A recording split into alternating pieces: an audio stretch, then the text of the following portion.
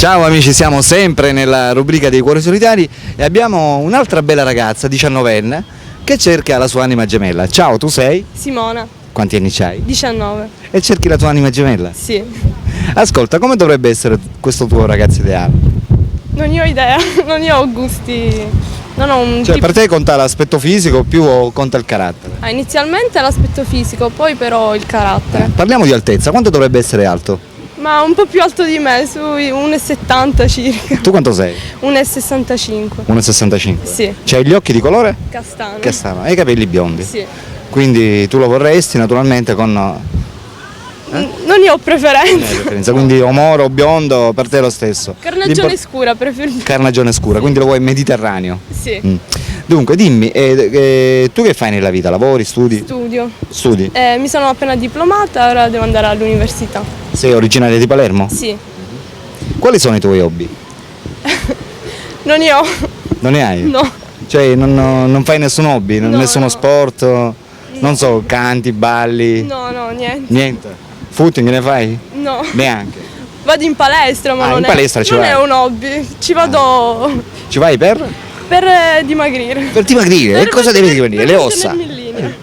Per linea? Ma quanto pesi, scusa? 48. 48? E quanto vorresti pesare? No, così, per mantenermi su. Ma 48 kg sei una piuma, sei. Lo so. In palestra di solito si ci va quando qualcuno ha dei problemi, magari in sovrappeso, cose. No, io ci tengo all'aspetto fisico, quindi. Ho capito.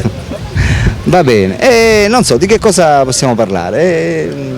Cos'è che ti attira proprio in un ragazzo per colpirti?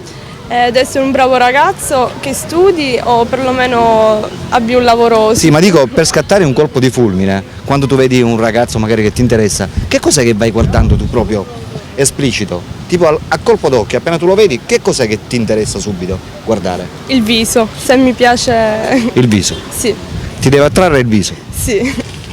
E poi il fisico. Certo, Naturalmente. non per forza muscoloso, ma perlomeno non deve essere Massiccio. grosso. Lo vuoi massiccio ma non grosso? Sì.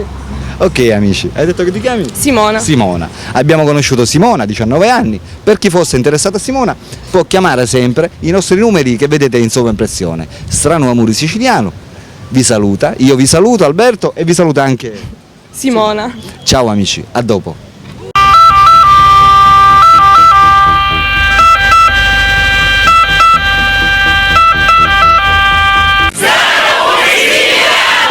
Oh yeah.